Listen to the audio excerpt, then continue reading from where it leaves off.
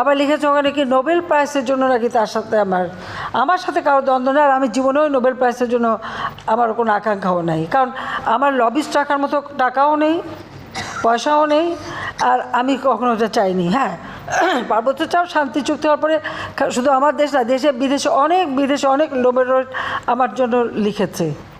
আমি তো কী পেলাম না পেলাম ওটা নিয়ে আমি কখনো, ওগুলো আমার মাথার মধ্যেও নেই। অর্থনীতি নিয়ে কাজ করলেন ব্যাংকের একজন এমডি, সে যখন একটা নোবেল প্রাইজ পায় তার সাথে আমি কন্টেস্ট করতে যাব কেন? পার্বত্য চট্টগ্রাম শান্তি চুক্তি আমি করেছি।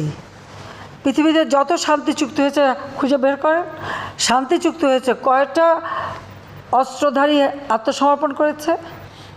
আমি পার্বত্য চট্টগ্রামে শুধু শান্তি চুক্তি করিনি, 1800 জন তাদের অস্ত্রধারী ক্যাডার, তারা আমার কাছে অস্ত্র সারেন্ডার করেছে।